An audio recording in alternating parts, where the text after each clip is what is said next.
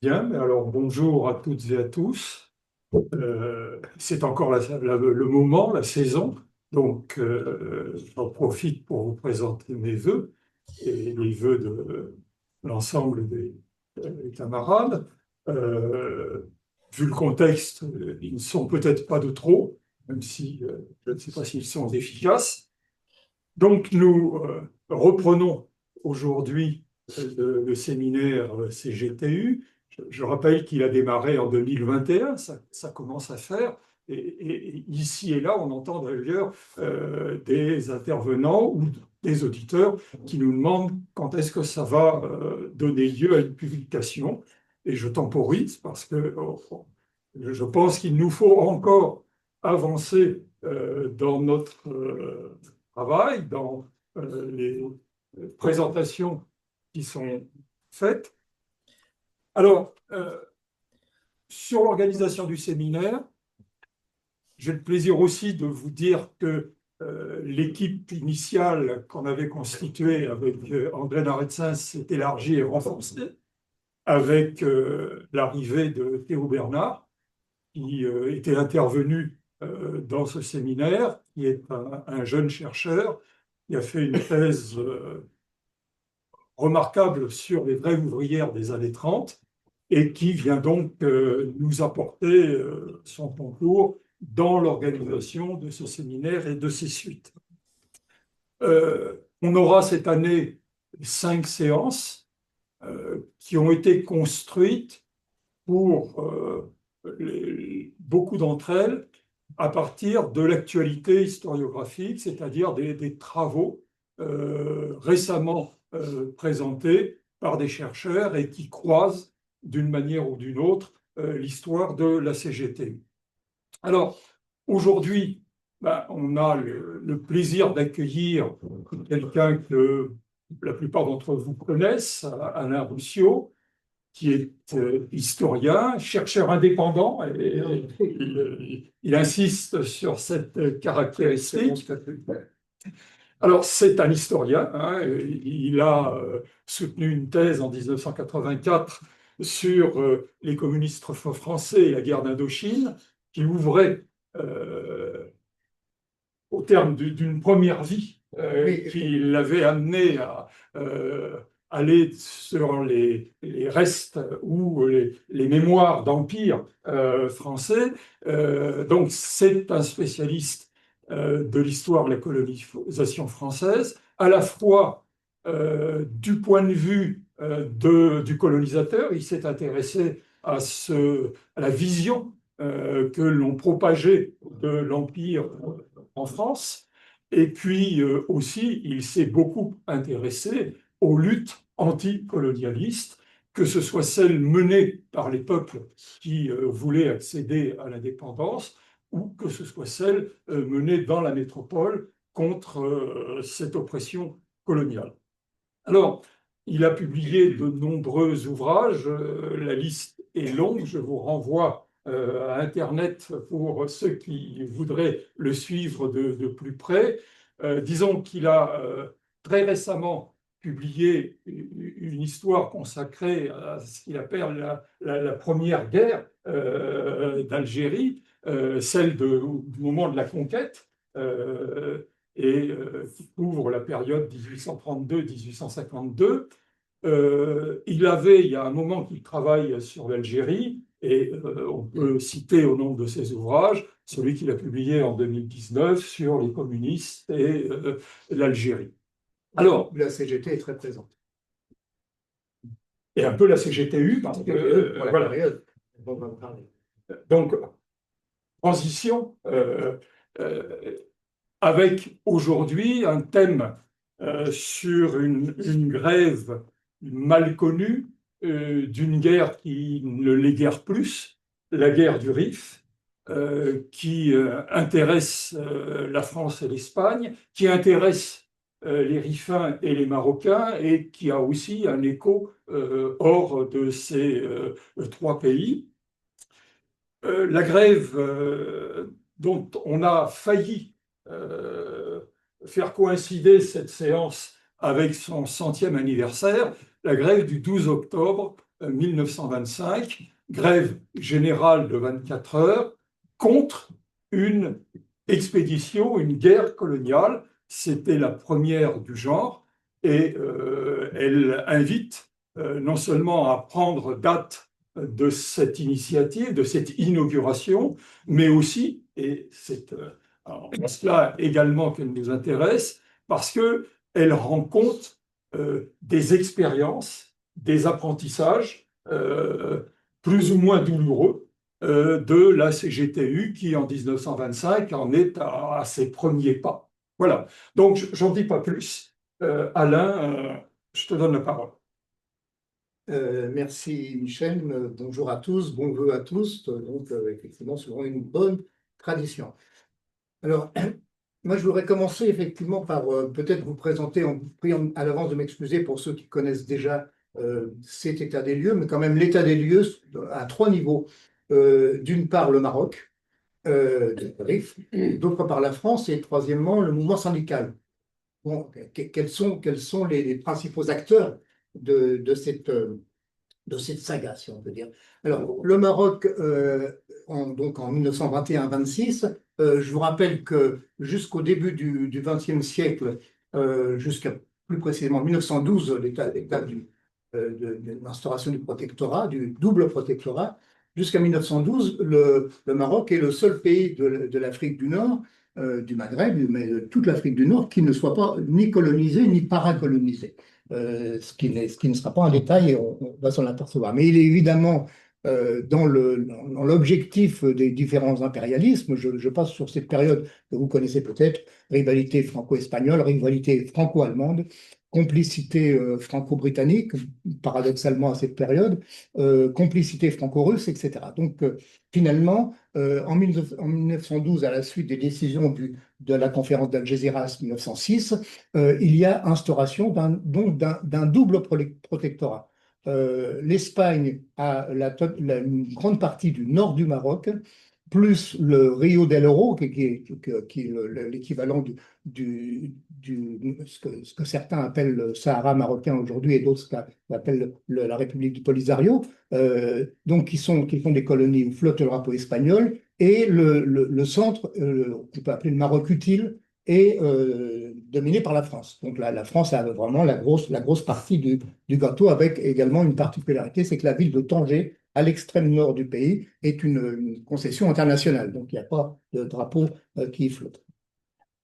Donc face à cette domination espagnole dans un premier temps, va se lever celui qu'on peut qualifier peut-être d'un des premiers patriotes marocains, ou en tout cas patriote rifin, puisqu'il y a un régionalisme très, très important, qui s'appelle Abdelkrim. Abdelkrim va lever le drapeau dans un premier temps contre la population, contre la domination espagnole, et donc à partir, avec un moment extrêmement important qui est complètement oublié par l'historiographie, qui est la bataille d'Anoual. La bataille d'Anoual, qui est une défaite absolument cinglante et sanglante du colonialisme espagnol.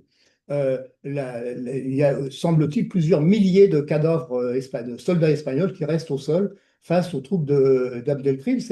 Certains disent que c'est la troisième grande victoire d'un peuple dit de couleur, après Vertières en Haïti, et après, aidez-moi, la guerre aidez-moi. Éthiopienne. Bon, peu importe. Donc, en tout cas, voilà. Donc, Anoual, c'est vraiment, c'était la bataille d'Adwa, voilà, ça me revient. Anoual, c'est véritablement un grand moment. À un certain moment, les troupes d'Abdelkrim vont empiéter sur le territoire français, donc en direction de Fès, mais avec manifestement pas du tout l'intention de conquérir ou de libérer, comme vous voulez, le Maroc français, mais malgré tout, c'est le prétexte imaginé par les Français pour faire la contre-attaque. À ce moment-là, le résident général s'appelle Hubert Lyautey, le futur, il est déjà maréchal à cette époque, maréchal Lyautey, donc qui va lui entamer une première contre-attaque, et ensuite Lyautey va être considéré par l'État français comme tiède ou insuffisamment efficace, et il va être remplacé par Pétain, donc qui lui est déjà maréchal. Donc le maréchal Pétain prend la direction des opérations au nom de la France à partir de 1925. Donc, cette première chose qu'il faut bien avoir en tête, c'est que les troupes d'Abdelkrim, qui représentent à peu près, on considère qu'il y a à peu près 30 000 fusils, vont avoir affaire à deux armées extrêmement importantes, puisque j'ai sous les yeux les deux armées, la jonction des deux armées françaises et espagnoles qui vont être vraiment alliées en quelque sorte, fait 120 000 hommes, plus 400 000 suppléants. C'est donc véritablement une arme. Alors, je vous ai parlé de Pétain. Du côté espagnol, il y a deux prestigieuses têtes. C'est Primo de Rivera, un des fondateurs du fascisme, et le général Franco, qui est déjà colonel à l'époque. Colonel Franco, qui est colonel de la Légion étrangère, ce qu'on appelle la Bandera. Donc, c'est première chose un petit peu, si ce n'est drôle, en tout cas intéressante, c'est la première fois que Pétain et Franco vont se rencontrer et qui vont ensuite devenir de grands amis dans les conditions que vous savez. Cette guerre franco-espagnole contre les Rifains va être une véritable guerre avec intervention de l'aviation. Les escadrilles françaises et espagnoles ont à peu près 200 avions, bombardement sur des populations civiles, et c'est la première, à ma connaissance, première guerre chimique contre une population civile, puisque les Rifains sont des civils en armes, hein, y compris les populations qui d'ailleurs n'ont pas d'armes, et donc il va y avoir des épandages de produits chimiques, de gaz dits pyrite sur les populations. Cette guerre donc je suis pas là pour vous la décrire, mais je dis à grands traits. Deuxième, donc on ne peut pas dire la fin d'ailleurs, mais en tout cas la reddition d'Abdelkrim en avril 1926 va être disons, un coup d'arrêt qui ne va pas complètement s'arrêter puisqu'il va y avoir encore plusieurs guérillas qui vont continuer à mener la lutte. Donc voilà, le tableau du Maroc dans cette période. Le tableau de la France. La France est un pays qui est gouverné à cette époque-là par un gouvernement dit cartel des gauches, qui est dirigé donc par le Parti radical, en particulier avec des grands noms comme Paul Pinvet, Aristide Briand, Joseph Caillou, enfin qui ne sont pas tous radicaux, mais enfin c'est ce qu'on appelle la gauche, ni socialiste ni communiste pour aller vite, mais avec le soutien de la CFIO. La CFIO est déjà dans le soutien au cartel des gauches. Donc, ce monde politique français, monde politique, intellectuel, journalistique français, va être unanimement, à part la glorieuse exception dont je vais vous parler immédiatement après, va être très, très violemment et très, très massivement contre la révolte du Rif. Je vous lis juste une citation du président du Conseil à l'époque, Paul Pinlevé. Ce n'est pas seulement Fès qu'il faudra abandonner à cette ruée de fanatisme islamique, c'est tout le Maroc, c'est toute l'Algérie, c'est l'Afrique du Nord, toute cette Afrique civilisée par les initiatives françaises, sillonnée de traces de l'audace française qui est sous la menace. Donc, vous voyez, c'est vraiment une guerre un choc, ce que d'autres plus tard appelleront le choc des civilisations. Donc, au sein de ce monde politique français, je ne vous apprends rien, il y a l'émergence d'un courant radical qui est illustré dans le domaine politique par la naissance du Parti communiste français au Congrès de Tours en 1920 et dans le monde syndical par la scission entre CGT maintenu et la CGTU. Troisième coup de projecteur avant d'entamer véritablement le cœur du sujet, quel était l'état d'organisation et de réflexion du mouvement ouvrier français avant 1925 sur la question coloniale.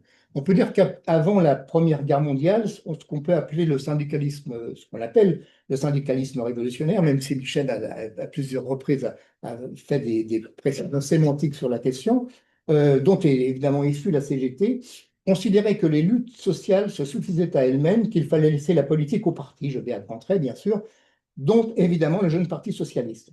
Dans la décennie 1880, qui va donc jusqu'au moment vraiment de l'émergence, de l'explosion des conquêtes coloniales, donc je vous rappelle, c'est le moment du protectorat sur la Tunisie, c'est le moment de la conquête du Tonkin, etc. Dans cette période, le trait marquant, alors je vous cite de glorieux ancêtres, Claude Villars qui parle du faible intérêt du mouvement ouvrier français pour la question coloniale, on est en plein cœur pourtant de la conquête. Madeleine Remberiou a parlé de l'indifférence et François Bédarida a parlé de l'attention distraite et intermittente pour la question coloniale de la part du mouvement ouvrier. Le même Bédarida a étudié tous les congrès ouvriers de 1886 à 1914. Il y en a eu, j'ai sous les yeux 32 congrès de ce type. Et la question coloniale n'a été dans les ordres du jour qu'à 3 occasions, en 36 congrès. Donc on est avant 14. Donc, c'est autre information qui peut intéresser, qui peut montrer justement le faible intérêt. Le mouvement socialiste a une réflexion extrêmement tardive sur la question coloniale. Le premier livre qu'on peut appeler théorique, en tout cas d'analyse du système colonial, c'est le livre de Paul Louis, qui est un guédiste, qui d'ailleurs sera ensuite au Congrès de Tours du côté de la majorité pour l'adhésion. Paul Louis écrit son livre en 1905, donc on est pratiquement 25 ans après vraiment l'explosion des conquêtes coloniales. Et pardon, ça va m'arriver souvent, hein. Et donc, le livre de Paul Louis est véritablement en retard par rapport à toute l'idéologie coloniale, par rapport au nombre très important de livres justifiant la colonisation. Je pense au premier livre, disons, généraliste sur la question, qui est écrit par Paul Leroy-Beaulieu en 1878. Donc là, c'est vraiment de la colonisation française. Donc, c'est véritablement l'apologie en 1878, la contre-analyse en 1905. Vous voyez donc le retard. Donc, évidemment, après 1920, il y a une chose extrêmement nouvelle, c'est évidemment l'émergence du courant radical dont je vous ai parlé, mais ne pas imaginer que l'émergence de ce courant radical va immédiatement déboucher sur une prise en compte militante de la question coloniale. On peut considérer, enfin, j'ai déjà travaillé sur la question, il y a vraiment, au sein en particulier du jeune PCF, un noyau très actif, pratiquement activiste même, mais très minoritaire, qui est uni autour de militants eux-mêmes issus des colonies. Je pense à Nguyen Quoc, c'est un nom qui vous dit peut-être pas forcément quelque chose, mais c'est le futur Ho Chi Minh, hein, le futur Ho Chi Minh qui est qui est présent au Congrès de Tours, autour d'un militant algérien complètement oublié qui s'appelait Abdelkader Hadj Ali, et puis également autour de militants métropolitains, mais très minoritaires. Les trois qui véritablement, quatre on peut dire, qui véritablement mettent la question coloniale au cœur de leur raisonnement sont Doriot, Robert Louzon, Paul Vaillant-Couturier et Pierre Sémar. Il y en a peut-être d'autres qui sont peut-être moins importants, mais en tout cas, mais vous voyez, c'est quand même extrêmement minoritaire. Dans les colonnes de l'Humanité et dans les colonnes de la vie ouvrière, il va y avoir une véritable lutte. Et parmi ceux qui se bagarrent pour faire passer des articles, eh ben, il y a Nguyen Quoc. Quoc a été journaliste à l'Humanité, à la vie ouvrière. Je pense que vous le savez, donc c'est intéressant de retrouver ça dans les archives. Donc, en fait, donc 1925, la guerre du Rif, c'est véritablement la grande épreuve. C'est véritablement mais c'est la première épreuve. C'est la première fois que le mouvement ouvrier va prendre à bras-le-corps une question coloniale. Avant même 1925, donc l'entrée de la France dans la guerre, il y a, je vous l'ai dit, la guerre entre le Rif et l'Espagne. Ce qui est intéressant, c'est de constater qu'avant même donc, le moment où la France est concernée, il y a déjà une protestation. En septembre 1924, il y a un salut qui est devenu très célèbre, un salut à Abdelkrim contre le colonialisme espagnol, qui est signé par Jacques Doriot, donc au nom des jeunesses communistes, et qui est signé par Pierre Sémar au nom du PCF. Ça paraît en une de l'Humanité, avec un texte extrêmement vigoureux, dénonciation de l'impérialisme espagnol, et qui explique que le prolétariat français et européen luttera contre les impérialistes français, y compris jusqu'à la libération complète du sol marocain. Vive l'indépendance du Maroc, voilà, c'est le thème, et vive la lutte internationale, vive la lutte internationale des peuples coloniaux et du prolétariat mondial. C'est intéressant de voir cette association dès 1924 dans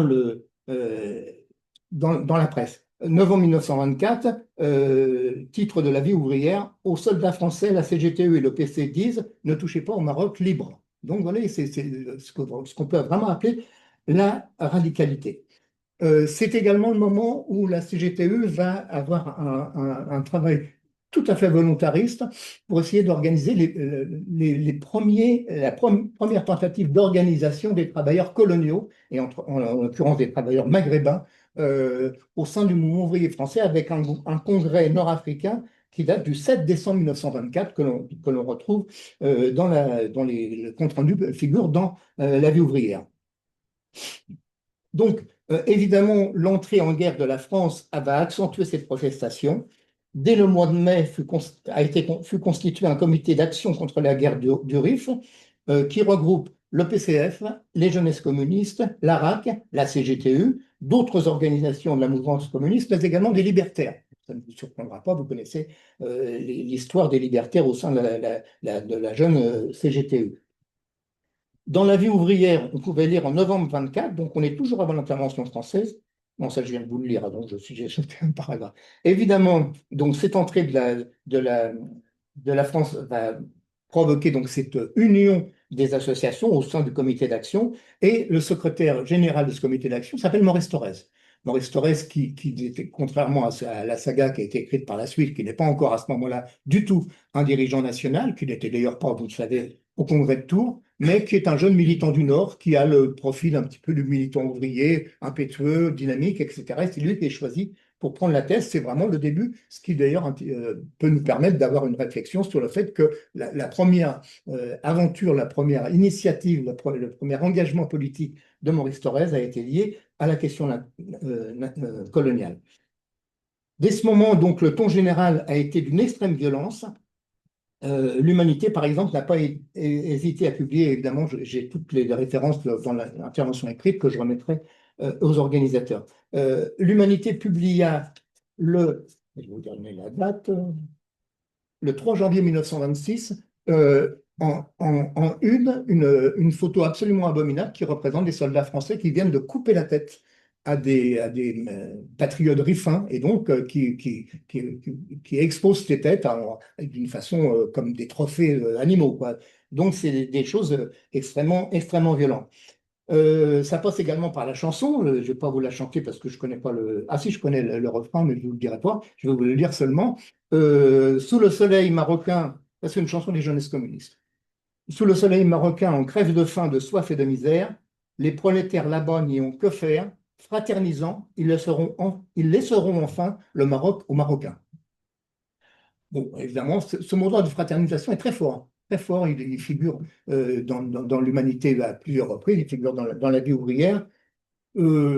D'après toutes les études qu'on peut avoir et d'après, disons, ce qu'on peut imaginer, il n'a pas été suivi des faits. Il n'y a pratiquement jamais eu de fraternisation. D'ailleurs, il y a un moment assez particulier où Doriot, l'inévitable Doriot, en passant par l'Algérie, va essayer de rentrer au Maroc. Il sera ensuite refoulé pour essayer de prêcher justement ce mot d'ordre de fraternisation.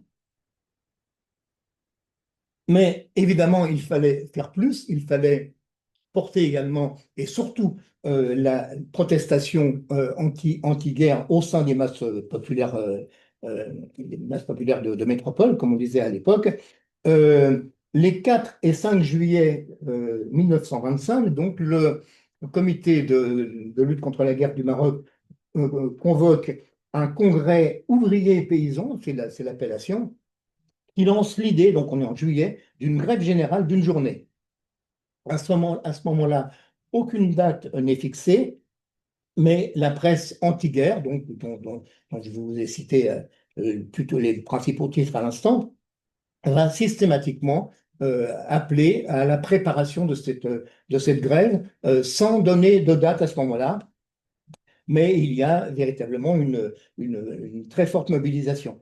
31 juillet 1925, dans la vie ouvrière, bon, vous savez, on peut le consulter évidemment ici, on peut le consulter désormais également sur le site de l'ABN, Gallica, ça vous le savez.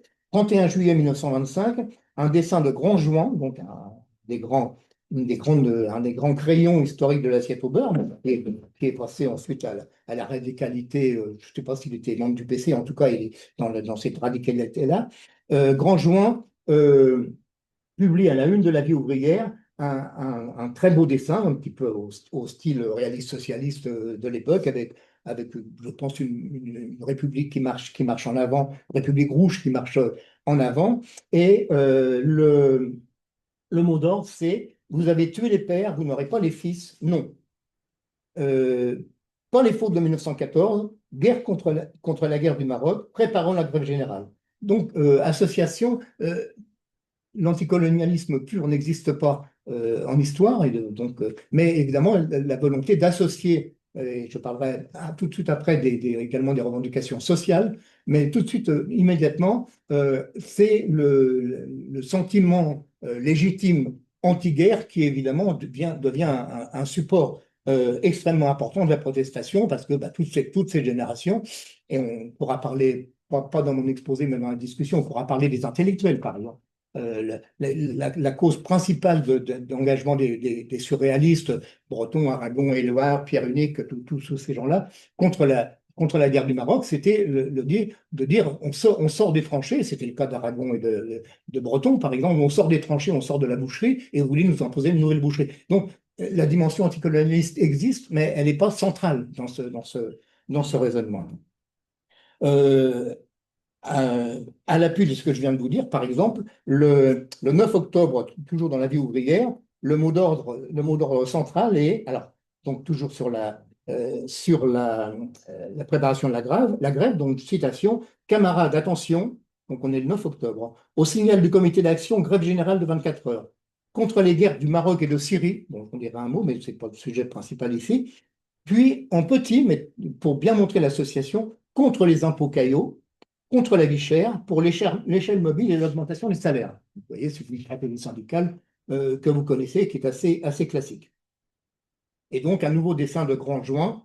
Non, pardon, je me reprends, la signature était illisible, j'ai pas réussi à la, mais j'ai l'impression que c'est le style de Grand Juin. Donc, toujours le 9 octobre, un autre mot d'ordre, ouvriers, vous imposerez la grève, vous imposerez la guerre, la grève vous imposerez, je reprends, vous imposerez la paix par la grève générale. 11 octobre, une édition spéciale de l'Humanité se fait le vecteur de l'appel à l'action le lendemain. Et ça, c'est quelque chose que j'ai du mal à comprendre. Alors peut-être dans la discussion, vous qui connaissez mieux que moi l'histoire de la CGT, vous pourrez m'expliquer. L'appel à la grève a été lancé le 11 pour le 12. Donc l'organisation, comment a-t-elle pu se faire ça peut-être s'il y avait eu encore aujourd'hui des survivants, ils auraient pu nous l'expliquer. En tout cas, je voulais la totalité des mots d'ordre parce qu'ils sont significatifs de l'état d'esprit de l'époque. Travailleurs et travailleuses, l'heure de la démonstration prolétarienne a sonné. Travailleurs de tout le pays, ouvriers, fonctionnaires, employés, paysans, debout contre la guerre. Opposez à l'impérialisme français à la barrière résolue de votre front unique en action. Désertez en masse votre travail, manifestez. Également, même type d'appel dans la presse libertaire, même date, à bas la guerre, debout les hommes, debout les parias, il faut aujourd'hui déserter les usines, les bureaux, les chantiers. Les libertaires ont eu un rôle très minoritaire, mais très, très actif. Alors, la question, c'est de savoir si l'appel a été suivi. Et là, évidemment, on est dans le domaine un petit peu toujours très délicat de la quantification des mouvements sociaux. Au lendemain du mouvement, comme il est de tradition, les organisateurs triomphèrent. Gaston Monmousseau, dans la VO du 16 octobre, parle de plus d'1 million de grévistes, chiffre qui va être très longtemps maintenu entre 900 000 et 1 million par l'historiographie dominante, disons, au sein du mouvement ouvrier, mais chiffre qui a été relativisé par des études plus précises, mais ne serait-ce que parce qu'elles étaient a posteriori, qu'elles avaient bien meilleure documentation. Et René Galisso, que vous connaissez tous, qui est l'un des grands historiens du Maghreb, qui est fort heureusement toujours de ce monde et plutôt même en bonne santé, René Galisso a estimé qu'il y avait eu entre 300 000 et 500 000 grévistes. Ce qui n'est évidemment pas négligeable, et je vais justement essayer d'expliquer une sorte d'analyse a posteriori de ce qu'a pu être, de ce qu'a pu être la portée de cette grève d'octobre 1925. Alors, évidemment, les adversaires même à l'époque, vont parler d'échec cuisant, et j'y reviendrai. Pour comprendre ce que pouvait signifier faire la grève en octobre 1925, il faut vraiment bien avoir en tête l'extrême violence étatique et patronale qui a répondu à ce mouvement, conformément à la grande peur dénoncée et exhibée tout à l'heure par Levé. La presse, le discours politique bruissèrent des dénonciations les plus folles de la grève insurrectionnelle. Patronat et gouvernement étaient bien décidés à répondre à ce premier grand défi des bolcheviks, puisque c'est l'expression qui était la plupart du temps utilisée. Partout où il y eut des échauffourées, un ouvrier, André Sabatier, c'est un nom qui est connu aujourd'hui dans la mémoire ouvrière, André Sabatier fut tué par balle. La police procéda à plusieurs centaines d'arrestations, beaucoup pour fait de grève. Pour le seul 12 octobre, 167 arrestations. D'autres pour participer à des mouvements ayant entraîné des heurts avec la police. D'autres, enfin, pour des motifs pouvant aller jusqu'à fredonner des chansons subversives, dont celle que je vous ai citée tout à l'heure, mais également une chanson qui est assez connue de Montéus, contre la guerre sous le soleil marocain, on crève de faim, etc. Montéus qui a écrit tout et son contraire, vous le savez, il a été de la jeune garde à des chansons patriotardes pendant la Première Guerre mondiale. Enfin, fermons la parenthèse Montéus. En tout cas, il avait rejoint la protestation anti-guerre en 1925. En novembre, donc un mois plus tard, on dénombrait encore 165 militants emprisonnés, 263 poursuivis. Les tribunaux requirent 320 années de prison. Le maire de Saint-Pierre-des-Corps, l'un des premiers élus communistes qui répondait au beau prénom de Robespierre Hénault, fut emprisonné de juillet à décembre 25. Le record en la matière fut détenu par Jean Georges, secrétaire de l'UDCGTU de Haute-Garonne, qui fut condamné à 15 mois. Maurice Thorez écopa de 14 mois. La répression ne cessa plus. En janvier 26, un militant libertaire de Toulouse, Alphonse Triclieux, fut condamné à 8 mois de prison pour avoir simplement distribué un tract contre la guerre du Maroc. On est 6 mois après la reddition d'Abdelkrim. Pour ajouter à ce climat lourd d'hostilité, je vais vous parler maintenant d'une organisation dont je n'ai pas encore beaucoup parlé, qui est la CGT maintenue. La CGT, donc la CGT de l'époque, a été extrêmement hostile, bien sûr, mais très violente dans la dénonciation de l'initiative de la CGTE. 24e congrès de la CGT, août 1925, fut exposée la thèse des deux responsabilités. Citation du congrès. Il s'agit simplement d'intérêts capitalistes en présence et nous n'avons pas à apporter notre contingent, nous, mouvement ouvrier, à l'un des belligérants. Nous nous élevons contre la guerre menée des deux côtés. Et bon, fin de citation, des deux côtés, on peut s'interroger. En réalité, c'est bel et bien l'hostilité, la suspicion contre la lutte d'Abdelkrim, avec quelque chose qu'on n'appelait pas à l'époque l'islamophobie, mais qui malgré tout qui transpire à travers différents textes. Je vous en cite un seul. Il faudrait que nous examinions sérieusement ce que représente la personnalité d'Abdelkrim. À la CGT, toutes nos sympathies sont naturellement acquises à un prolétariat qui lutte pour son émancipation, mais instinctivement aussi, nous nous élevons contre tous les exploiteurs et contre tous les chefs militaires. Donc, sous-entendu, Abdelkrim finalement au même niveau que Pétain. Il n'est donc pas nullement surprenant dans ces conditions que les confédérés, donc, comme je l'ai dit, refusaient toute coopération avec les unitaires pour la préparation de la grève. Dans Le Peuple, une rubrique, c'était un mensuel Le Peuple à l'époque, une rubrique mensuelle ou hebdomadaire, je ne sais plus, intitulée La grève communiste, ce n'était pas la grève de la CGT, c'est la grève communiste, se réjouissait régulièrement des échecs de la préparation.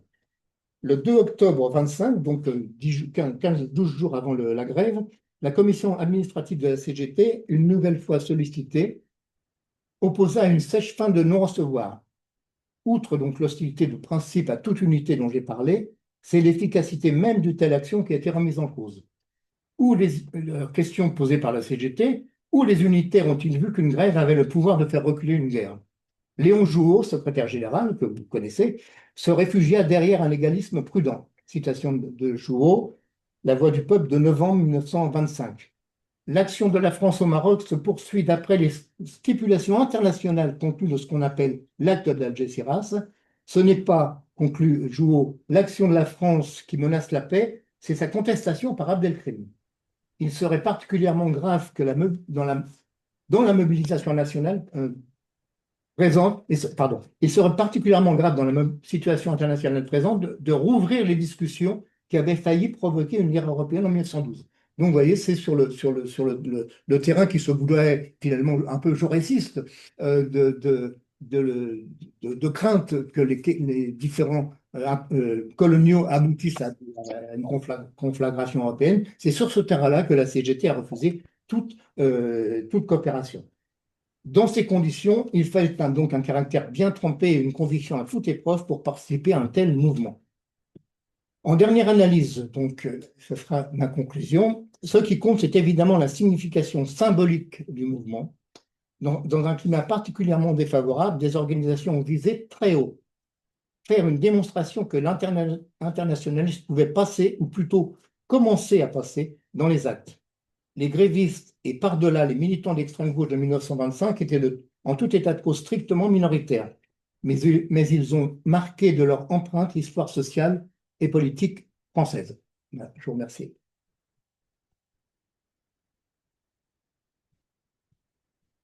Merci Alain.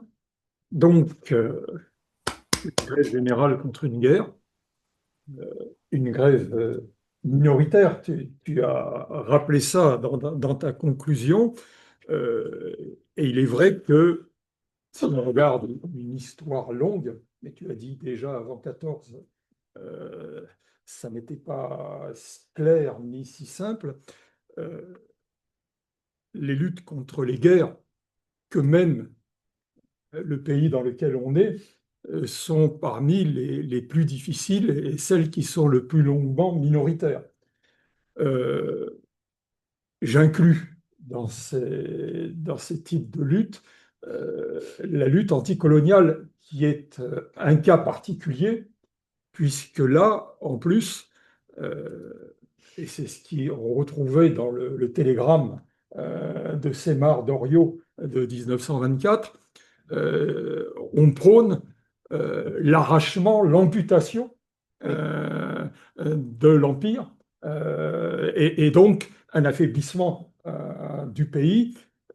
Comme l'a dit je ne sais plus quel ministre, c'est plus une opinion, c'est un crime. Et ça doit donc être poursuivi comme cela. Donc je crois que c'est intéressant de voir comment la jeune CGTU alors, et le jeune Parti communiste se lance dans ce type d'action qui ne va pas de soi, qui ne va pas de soi dans ses rangs. Hein, tu l'as dit, mais je crois qu'il va falloir y revenir parce que ça va créer plus que des remous. oui. On va laisser les remous à l'intérieur du Parti communiste. On va peut-être insister sur ceux qui traversent la CGTU, sachant que beaucoup des militants de la CGTU sont aussi des militants communistes. Mais précisément, euh, il n'y a pas confusion. Et juste une chose avant de vous donner la parole, 1925, c'est une année qui est intéressante pour la CGTU, à plus d'un titre. Il y a un congrès cette année-là, avant l'épisode de la grève, où on restructure cette CGTU, mais où aussi, alors ça c'est connu, mais c'est pas suffisamment analysé, me semble-t-il, euh, l'internationale communiste qui est lancé dans un processus de bolchevisation du Parti communiste français, manque de cadres communistes pour réaliser cette bolchevisation. Et pour la réaliser, elle fait rentrer, elle fait basculer des dirigeants de la CGTU qui ne sont pas encore membres du Parti communiste, en particulier Montmousseau, par exemple, ou Racamon. Hein. Elle en fait venir 4 dont 3 qui ne sont pas membres du Parti communiste, qu'elle précipite à la direction du Parti communiste. C'est la courroie de transmission à l'envers. Hein. Alors ils acceptent, hein, et ils acceptent du même coup aussi de devenir communistes, sans doute. Euh, L'effort n'était-il pas immense pour eux, mais néanmoins, ça amène à s'interroger sur les rapports entre CGTU et Parti communiste en cette année 1925.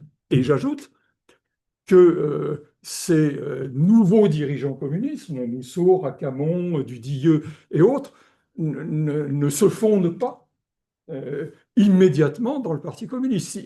Ils arrivent à la tête du Parti communiste, mais ils ont des désaccords durables et profonds avec les dirigeants communistes avec lesquels ils vont travailler désormais. Et sur la grève du 12 octobre en particulier. Parce qu'il ne vous aura pas échappé que ce n'est pas la CGTU qui décide de l'idée d'une grève. C'est un comité d'action dont la CGTU est membre, mais jusqu'à présent, un mot d'ordre de grève, ça venait des syndicats. Ce n'est pas le cas. N'imaginons pas que cette innovation satisfait les responsables syndicalistes, à quelque niveau que ce soit. Et il ne vous a pas échappé, et ça, Alain y a bien insisté, que la date de la grève, officiellement, elle n'est connue que 24 heures avant. C'est osé, hein, pour lancer une grève. Et puis, en fait, elle a été décidée, mais une semaine plus tôt, par le Parti communiste. Et ça non plus, à la CGTU, ça ne va pas de soi. Hein. Il faut bien voir que la CGTU est en construction, en apprentissage. En apprentissage de quoi? On y reviendra peut-être, mais en tout cas, cette manière de faire ne va pas de soi. Ça va donc créer des remous, et ça aussi, c'est l'histoire de cette grève. Alors, je ne veux pas tirer la séance d'aujourd'hui de ce point de vue-là, mais dans notre séminaire, il faut quand même le voir. Et puis j'arrête là parce que j'ai déjà été trop bavard. Bon, alors la parole est à qui la demande? Dans la salle ou parmi les auditeurs visio? C'est Morgan qui peut Ah bah oui. Oui, non, c'était juste pour... vous m'entendez? Oui. Oui, c'était juste pour revenir sur la question effectivement de la précision sur la décision de la prise de la grève. En fait, elle se prend effectivement le 7 octobre au comité central du Parti communiste. Donc c'est bien le parti qui décide de la date de la grève, même si officiellement c'est le comité d'action qui prendra officiellement la décision, voilà, de la rendre publique. Et comme tu le disais, Michel, les syndicalistes membres du comité central du Parti communiste disent bien qu'ils trouvent que c'est absolument pas réaliste d'appeler à une grève à peine une semaine avant sa réalisation, alors que la mobilisation est très compliquée au niveau de la base, ce qui entraînera justement, comme tu le disais déjà, des gros remous après la grève entre les syndicalistes communistes et puis les communistes, entre guillemets, pur produit de l'appareil.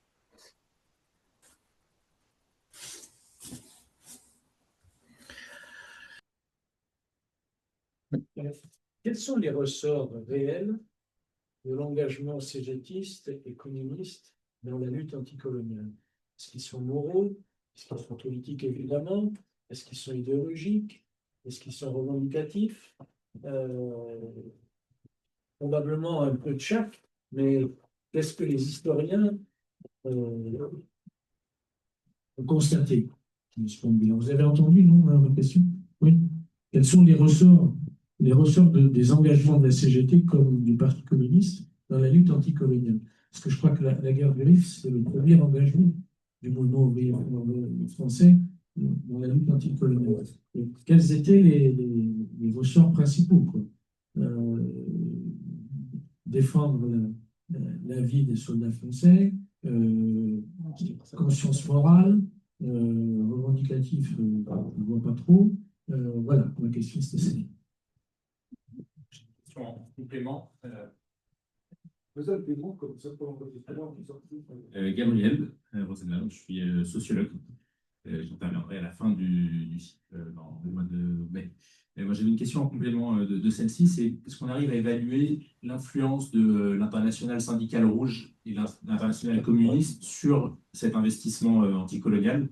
C'est-à-dire, est-ce qu'il y a une dimension de mise en conformité avec des consignes internationales, notamment suite à la conférence de Bakou et au tournant politique un peu massif vers l'anticolonialisme, ou est-ce que c'est le produit d'une maturation politique locale?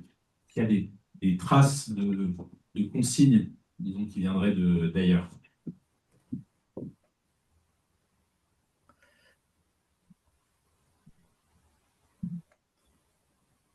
René Gaudi. J'ai une question aussi.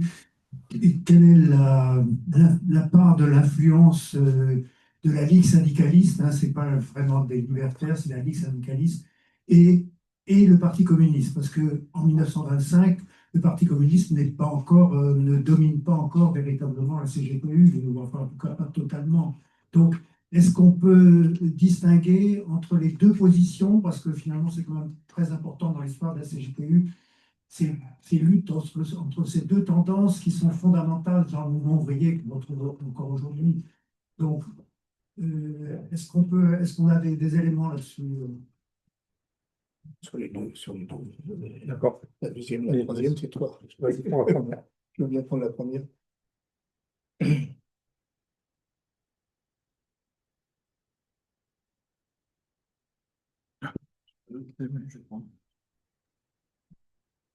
Merci. On m'entend toujours s'il est comme ça. Hein. C'est ça. Bon, merci. Alors, pour répondre à la question de Pascal, ça peut sans doute pas vous surprendre, mais je vais faire un détour par Ho Chi Minh. Lorsque il a écrit lui-même, donc je pense qu'il y a vraiment beaucoup d'éléments de certitude dans ce cheminement. Ho Chi Minh, je vous rappelle rapidement son parcours, bon, pas le début de son parcours, mais son parcours français. En tout cas, il arrive en France manifestement fin 18, les flics ne l'avaient pas encore bien, donc on n'est pas sûr de fin 18, en tout cas, il est présent en France en 1919, donc au moment du grand débat à l'intérieur du mouvement ouvrier sur l'adhésion à l'international communiste. Et il disait toujours, enfin, il a écrit avec humour. Moi, j'entendais il adhère au Parti socialiste, hein, il est à la LDH et au Parti socialiste à l'époque.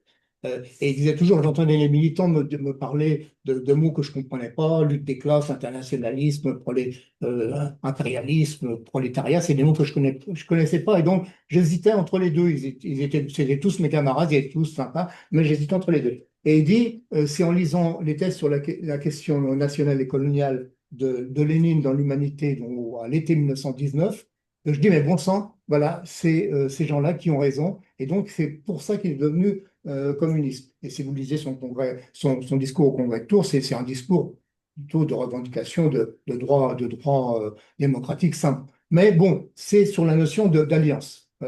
Les peuples colonisés sont dans une situation épouvantable. Ils ne voient pas de sortie. Bon, lorsqu'Ho Chi Minh, enfin, Nguyen Ai Quoc se prononce à ce moment-là, son pays est déjà colonisé depuis un demi-siècle. Hein, donc, quelle est votre sortie? Et puis, c'est l'alliance avec les seuls qui veulent vraiment nous soutenir, c'est-à-dire l'international communiste. Et sur cette base-là, et donc, lorsqu'il va commencer à militer au sein du très très jeune PCF, il va par la suite expliquer qu'il a beaucoup de déceptions parce qu'il s'aperçoit que ces militants ils ignorent tout. Je vous rappelle quand même que les trois fédérations algériennes du PCF, enfin, la SFIO à l'époque, ont adhéré à 95-96% à l'international communiste au congrès de Tours. Hein. C'est parmi les fédérations qui avaient voté le plus pour l'adhésion. Et finalement, il y avait pratiquement la huitième condition, ils ne connaissaient pas, ils ne voulaient pas la connaître. Bon, donc, dans le prolétariat, donc, enfin, dans la militance métropolitaine, ils ne retrouvent pas du tout cette volonté. Et il va y avoir véritablement un effort vraiment volontariste porté par ses camarades. Donc, il va être membre fondateur, par exemple, de ce qui s'appelle l'Union intercoloniale en 1922, au sein de laquelle il y aura donc des Vietnamiens, il n'était pas le seul, des Algériens, il y avait des Marocains, des Tunisiens, des Antillais, un Malgache, etc. Donc c'est véritable. Et en quelque sorte, ils font à l'intérieur du jeune PCF une sorte de groupe de pression. Le groupe de pression, et il commence à avoir un certain nombre d'alliés. Je vous ai cité les principaux: Robert Louzon, Vaillant Couturier, Doriot et Semar. Donc, tout ça pour dire que cet internationalisme et cet anticolonialisme est tout le contraire d'un mouvement spontané. Et il va y avoir un travail extrêmement long. Euh, Est-il parvenu un jour à l'emporter? C'est même une question qu'on peut se poser. Extrêmement long pour justement faire en sorte que cet anticolonialisme devienne le fait du parti, en tout cas d'une grande partie du parti. Par exemple, il va y avoir une bagarre très importante pour que l'humanité accepte une tribune coloniale, dans laquelle Ho Chi Minh va écrire plusieurs fois. Il va y avoir au sein de la CGTE, je connais beaucoup moins que vous tous d'ailleurs, l'histoire interne de la CGTE. Je me souviens avoir lu un congrès de peut-être 1924-1925, dans lequel des délégués des Bouches-du-Rhône disent, présentent comme une sorte d'acte positif le fait d'avoir lutté contre des briseurs de grève, donc dans le port de Marseille, et en disant qu'ils avaient jeté les bicots dans le Vieux-Port. Ils avaient jeté les bicots dans le Vieux-Port. Ils sont repris, je crois que c'est Racanon qui les engueule un petit peu, qui leur dit d'abord le vocabulaire, bien sûr, mais également l'acte. Et donc, ils sont minoritaires. Mais même au sein de la CGTU, cet internationalisme, cet anticolonialisme est apparu comme une greffe. Moi, c'est une thèse que je défends toujours.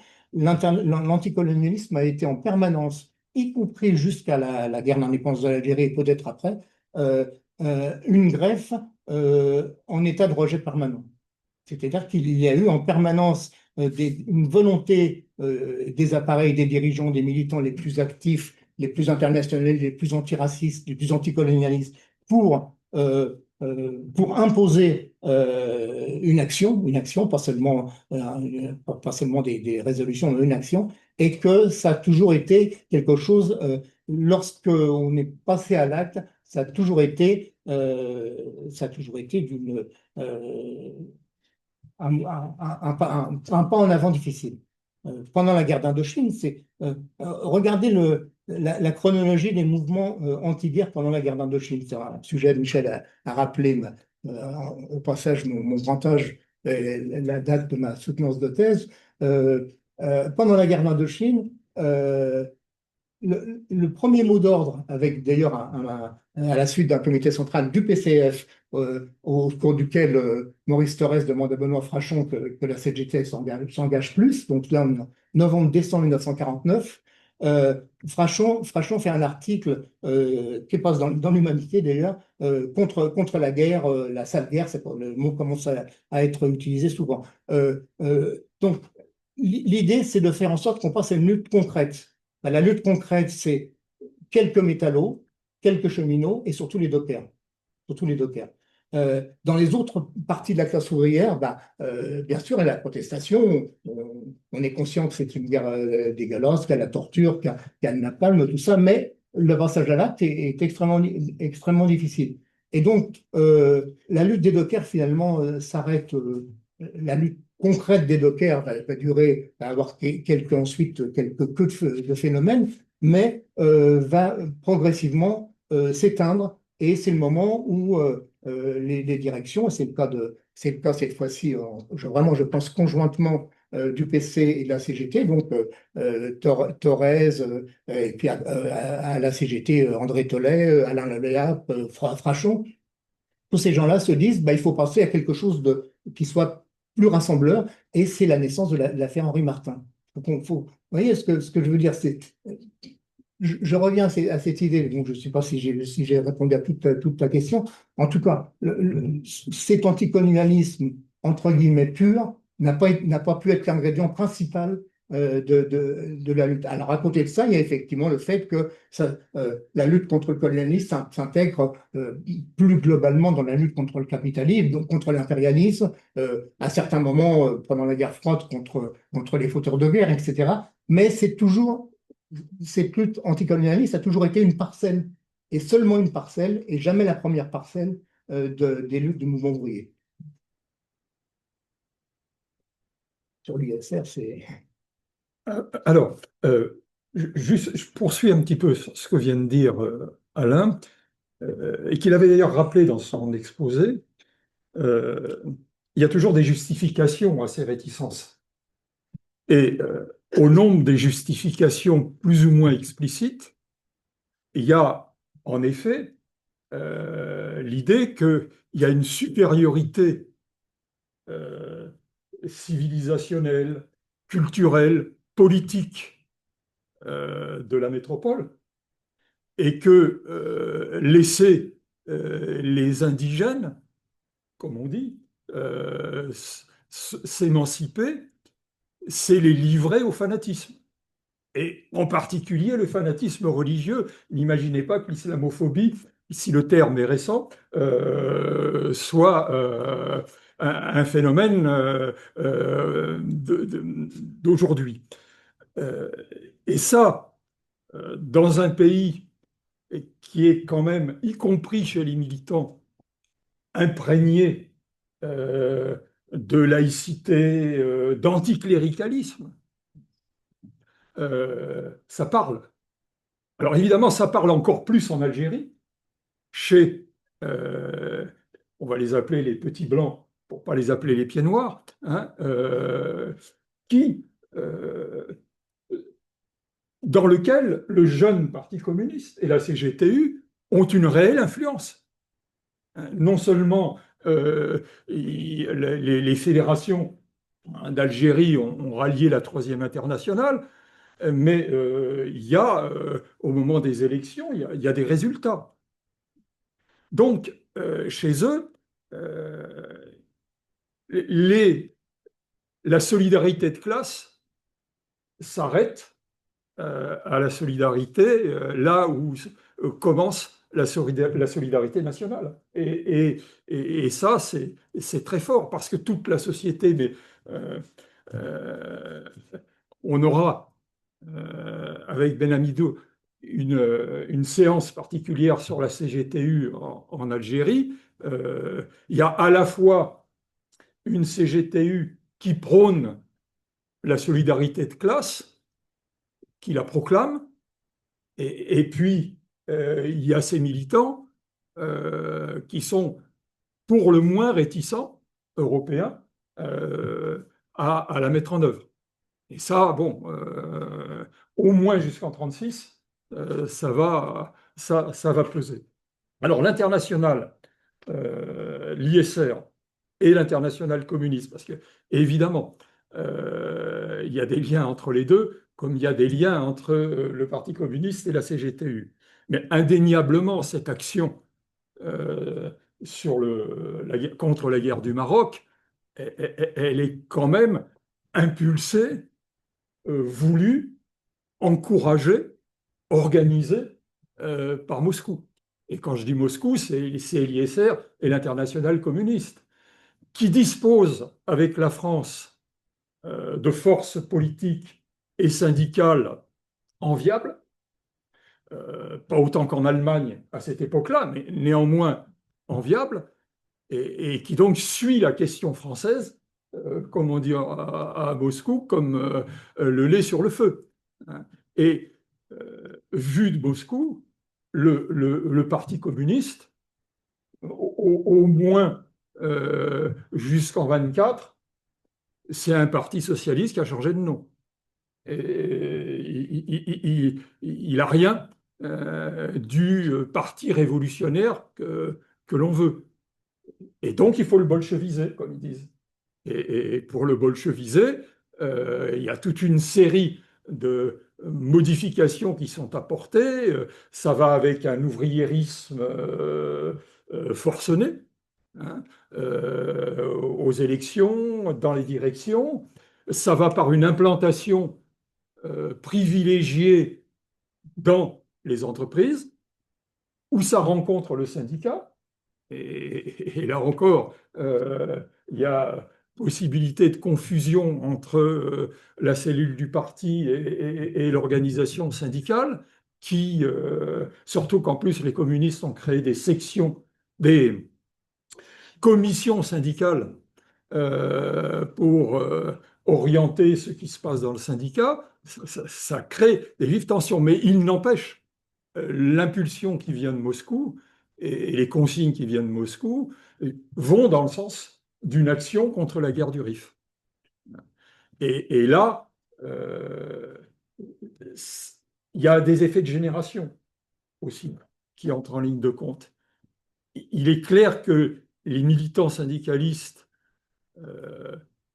révolutionnaires, mais néanmoins qui ont de l'expérience, savent que une grève générale, ça ne s'organise pas comme ça, savent que les arguments, il faut les étayer, et pas simplement lancer des mots d'ordre, et en plus des mots d'ordre taillés à la hache. Hein, on ne peut pas dire que ça fasse en quelque sorte dans l'argumentation développée, prenant en compte l'état des récepteurs et tout de ce qui est dit.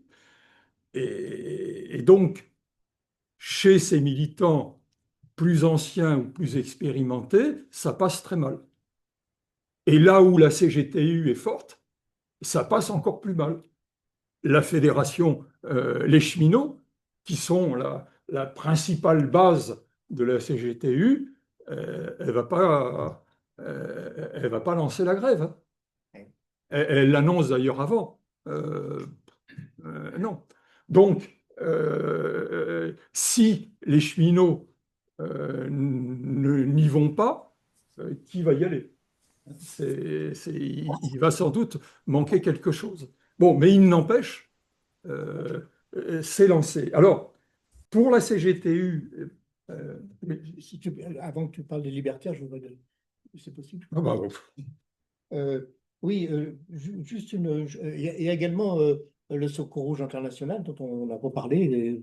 Alors, j'ai vraiment pas eu le temps de parler de ce qui a pu se passer hors des frontières françaises et il y aura probablement évidemment ce que tu as dit sur lequel j'ai pas de lumière.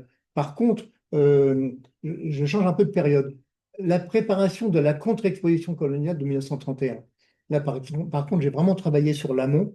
Il y a véritablement là un coup de pouce qui vient non pas de Moscou, mais quoi que ce soit un ricochet, mais de Berlin, de la Ligue, de la Ligue contre la Ligue internationale contre l'impérialisme, je crois qu'elle s'appelle comme ça. Lorsque la décision de faire à Paris-Vincennes une exposition coloniale internationale est prise par l'État français, plus tous ses soutiens, la Ligue contre l'impérialisme, et donc probablement sur consigne de Moscou. Donc, il faudra encore aller plus à l'est pour voir vraiment la genèse. En tout cas, la Ligue fait une injonction au PCF d'organiser une contre-exposition. Et ce qui est très intéressant, c'est de voir combien les Français traînent les pieds, soit parce qu'ils n'ont pas, la force militante pour mettre quelque chose en place, soit tout simplement parce qu'ils se disent que c'est encore quelque chose en plus de toutes les tâches qu'on a. Même les militants, les militants qui sont dans la salle aujourd'hui savent ce que c'est lorsqu'on a une multitude d'activités militantes et on se dit, zut, alors il y a ça aussi, mais est-ce qu'on aura le temps de l'ajouter à nos préoccupations, à nos actions? Bon, c'est pas évident. En tout cas, la contre-exposition prend énormément de retard. La grande exposition, celle de Vincennes, je crois, l'inauguration, c'est début mai 1931. La contre-exposition n'ouvre seulement qu'en juillet.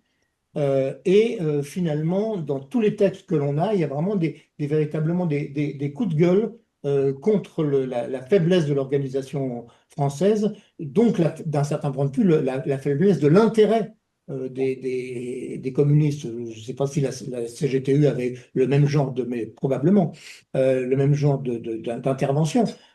Disons, bon, qu'est-ce que vous faites? Qu'est-ce que vous faites? Et finalement, ça a abouti à un échec, puisque l'humanité, on a très peu parlé. La VO, on a parlé. La VO, on a parlé. Il y avait les encarts. Il y avait les encarts. Mais la contre-exposition s'est passée place du combat à l'époque, et aujourd'hui à la place du colonel Fabien. Là où il y a le siège actuel du PC, il y avait, moi je suis un enfant du 19e, donc j'ai connu quand c'était encore un terrain vague, avant la construction de l'immeuble Niemeyer. C'était encore un terrain vague avec la maison des syndicats. Il y avait une sorte de baraque, et c'est là que ça s'est tenu. C'est là que ça s'est tenu. D'après toutes les études, il y a eu 5000 visiteurs. L'expo coloniale a eu 8 millions de visiteurs. Donc voilà, je veux dire, il faut qu'on ait tout ça en tête. Il y avait sans doute un défaut d'organisation, mais même s'il y avait eu une super organisation, on serait peut-être monté à 10 000 visiteurs, moins que les lecteurs de l'Humanité de l'époque. Donc voilà, 31. Pardon. Non, non. Euh, alors, mais Morgan, qui est intervenu tout à l'heure, pourrait aussi utilement répondre aux deux autres questions qui ont été posées, parce que son article dans le Mouvement social de 2020 éclaire bien un peu la question du point de vue de la CGTU. Donc, Morgan, tu compléteras hein, le cas échéant. L'idée, c'est aussi euh, de réaliser le front unique. Alors, le front unique, c'est l'unité d'action à la base entre confédérés et unitaires sur des revendications précises. Ça ne marche pas. Dans ce cas précis, ça ne marche pas. Alain a rappelé l'attitude de la CGT, hein, qui c'est pas qu'elle soutient la guerre coloniale, elle prend évidemment pas cette position-là, mais on a vu qu'elle prend dans ce conflit qui oppose une population, un peuple qui réclame son indépendance et des armées de puissance coloniale, elle les met en quelque sorte sur le même plan. Et elle dit on ne choisit pas ces belligérants. Bon, et à partir du moment où on les met sur le même plan, l'analyse est entendue. Hein. Bon, donc elle refuse de participer à la grève communiste. Bon, il est vrai que les conditions dans lesquelles cette grève est décidée puis organisée ne prédisposent pas à un travail en commun élaboré et très qui pourrait séduire les dirigeants de la CGT qui déjà n'ont pas l'intention d'y participer. Mais dans la CGTU, alors, vous avez évoqué la Ligue syndicaliste.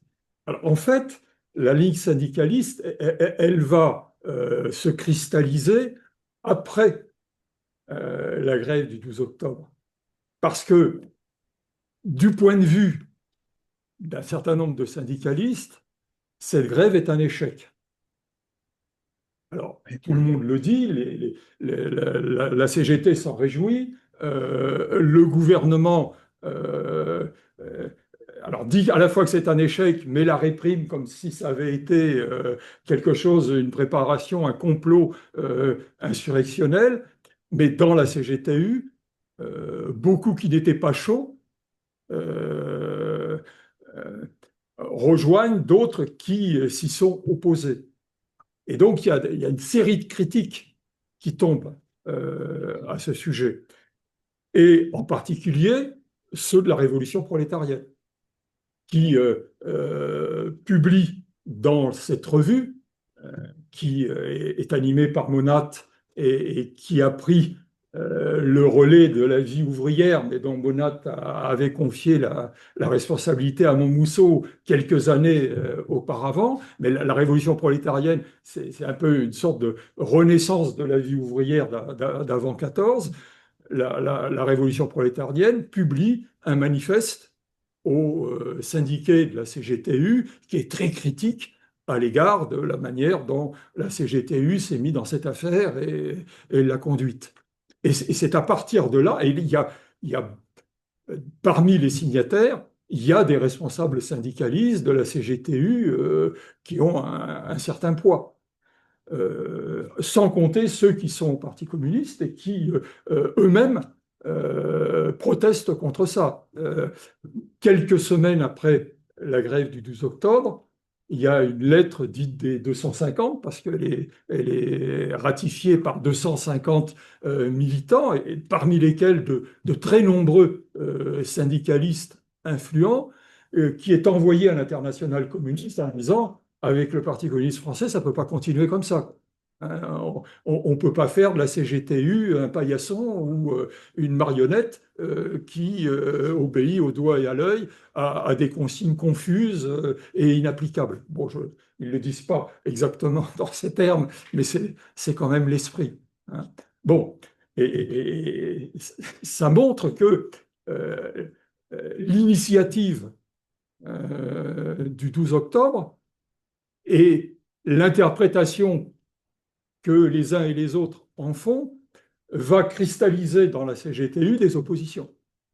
Et en particulier celle qui va devenir la Ligue syndicaliste. Alors, après, quand on compte les effectifs, c'est peut-être pas énorme, mais ça va beaucoup préoccuper les dirigeants majoritaires de la CGTU, qui jusque dans les années 30 consacrent une partie de leur temps à lutter contre ces oppositionnels qui sont dans la CGTU. Et là, les événements de 1925 ont joué leur rôle aussi de ce point de vue-là. Alors ça n'efface pas hein, l'autre versant de cette initiative qui est indéniablement une première. Mais dans des conditions avec une organisation et des mots d'ordre qui étaient difficilement recevables tels quels par les travailleurs français tels qu'ils étaient. En particulier, par exemple, il y a, et tu l'as dit, il y a une base pacifiste sur laquelle cette campagne peut s'appuyer et sur laquelle les confédérés, d'ailleurs, seraient en difficulté. Mais quand on prend comme mot d'ordre la fraternisation, c'est-à-dire retourner son fusil oui.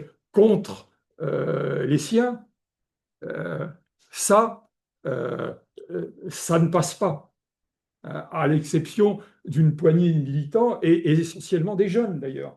Parce que, je le disais tout à l'heure, il y a un effet générationnel. Il n'y a pas de passage à l'acte. Et donc, là, c'est pas audible. Voilà. Oui. Non, une seule précision, je sens reprendre complètement la parole, mais tu viens de dire à l'instant, c'était une première. Mais réfléchissons ensemble, c'était la seule. C'est la seule grève anticolonialiste de toute l'histoire du mouvement ouvrier. Regardez la Chine, guerre d'Algérie, il n'y a pas eu l'équivalent. Je porte évidemment aucun jugement ni moral ni d'accusation contre nos aïeux, mais les conditions n'ont jamais été réunies, j'en dis pas plus, mais n'ont jamais été réunies pour un mouvement comparable dans des conflits qui pourtant concernaient beaucoup plus encore, je pense à l'Algérie, la société française. Question. Roger? Oui, oui, oui, oui. Ouais, c'est un petit peu pour rebondir sur ce que Michel vient de dire, parce que dans la lettre des 250, donc que vous avez, enfin, vous voyez, vous avez fait état, il est clairement dit justement, les signataires disent, la CGTU s'est très mal débrouillée. S'ils avaient proposé à la CGT des mots d'ordre, notamment beaucoup plus pacifistes, ça les aurait soit obligés à se joindre, soit à se déconsidérer, et là il parlait de la direction, vis-à-vis de de leurs syndiqués. Et effectivement, il y avait effectivement une opposition à l'intérieur du PC et de la CGTU, comme vous l'avez dit, mais je veux dire, c'est important de le signaler quand même, parce que les mots d'ordre, d'autant que la fraternisation, elle était quelque peu illusoire dans un pays où il n'y avait pas de tranchées, mais où c'était la lutte, c'était des batailles qui ne pouvaient pas de toute façon permettre la fraternisation. Parce que la fraternisation en 14, c'était possible parce que les gars, ils étaient face à face, et encore, ça a eu lieu au tout début de la guerre et pas bien longtemps. Mais en tout cas, là, c'était en plus un mot d'ordre qui était difficilement réalisable. En tout cas, c'est ce que disent les signataires des 250 dans cette fameuse lettre à l'international. Voilà. Si je peux me permettre une seule précision sur la fraternisation, rappelez-vous les chiffres que j'ai dit tout à fait au début. Il y avait effectivement 120 000 soldats français et espagnols, je ne connais pas la répartition entre les deux, en tout cas, appelons-les occidentaux, et 400 000 auxiliaires. Qui étaient ces auxiliaires? Ben, c'était ce qu'on appelait à tort d'ailleurs les Sénégalais, les Algériens. Donc, lorsqu'il y avait les trois quarts pratiquement, ou les deux tiers des gens qui avaient des fusils du côté franco-espagnol, qui n'étaient pas des métropolitains, comment voulez-vous que la fraternisation soit un mot d'ordre réaliste?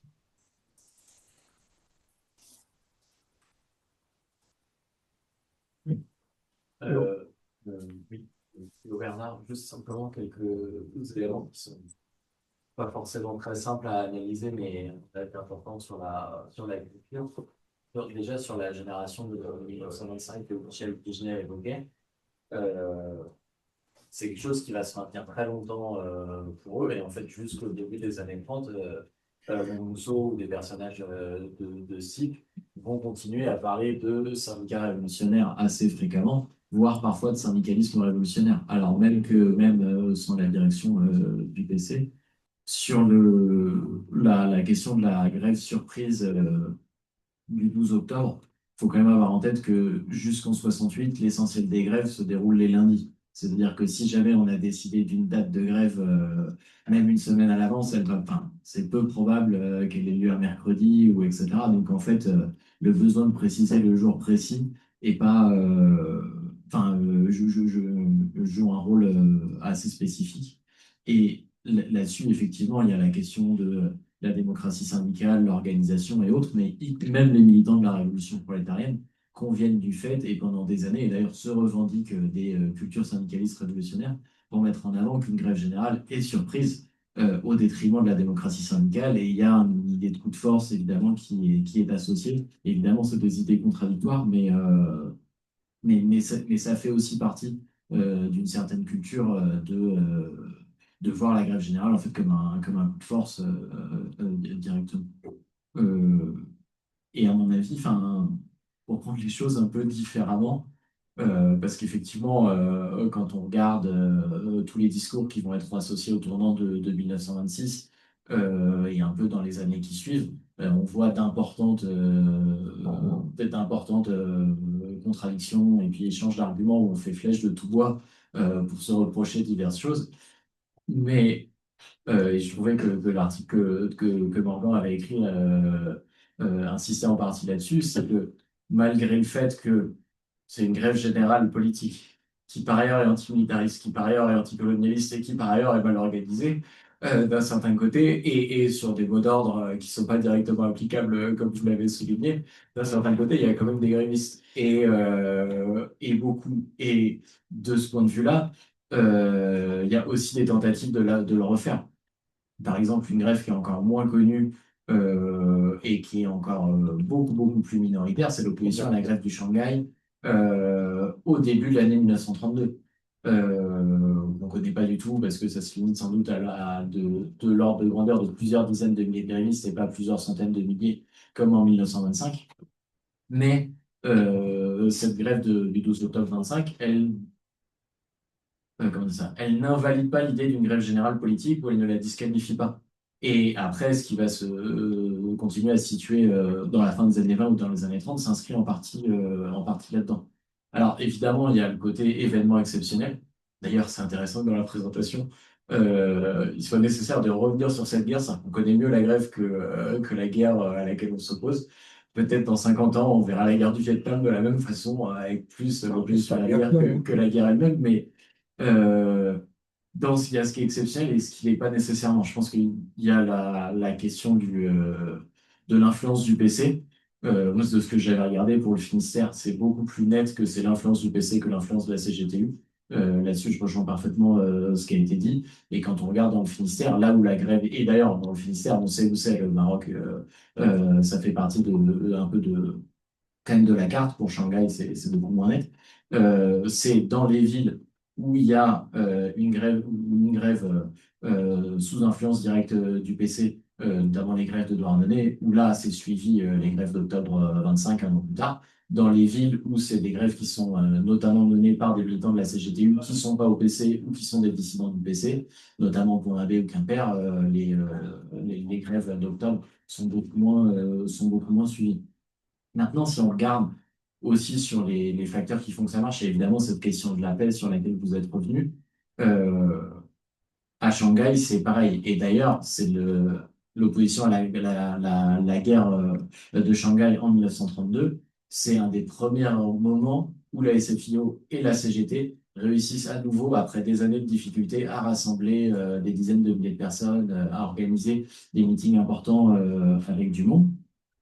Et cette question de la guerre, elle mène aussi à une autre pratique, c'est les grèves du 1er mai et les grèves du 1er août, où ces discours antimilitaristes sont extrêmement importants. Et en fait, sur la forme, appeler à une grève générale politique par diverses organisations, ça recoupe en partie des pratiques de 1er mai ou de 1er août. Et sur cette question de la grève d'un jour, là-dessus, quand même, à mon avis, des questions. C'est sur vous avez évoqué la mairie de Saint-Pierre-des-Corps, mais c'est une ville de cheminots, comme chacun sait. Comment est-ce que c'est suivi parmi les cheminots? Alors évidemment pas beaucoup, mais est-ce que vous aurez des éléments là-dessus? Et surtout pas dans les corporations qui sont habituées à des grèves d'un jour. Typiquement, les mineurs, par exemple. Alors évidemment, c'est un secteur où la CGTU est minoritaire, mais je pense que c'est pas forcément inintéressant parce que dans le type de pratique, c'est ces corporations-là qui, dans les années 30, vont appeler à des grèves d'un jour. Par ailleurs, quand même, un petit élément, mais sur le fait que la fédération de CGTU cheminot n'appelle pas à la grève, jusqu'au début des années 30, la CGTU des cheminots n'appelle pas aux grèves du 1er mai. Et les militants du PC sont mis en minorité dans la direction de la CGTU, enfin ceux qui sont directement au PC ou qui vont être plus proches de la ligne, puisque c'est comme ça qu'on pourra le décrire plus précisément, sont mis en minorité pour appeler à des grèves le 1er mai, même le 12 février 34. Il y a très peu de grèves chez les cheminots, mis à part en Alsace. Je vais faire ça.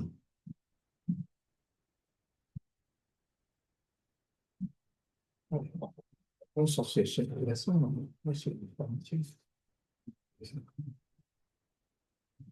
Merci pour ces précisions et ces analyses, hein, parce qu'en fait, il n'y a pas de question. Non, il n'y a pas de question, mais merci. Non, mais sur les mineurs.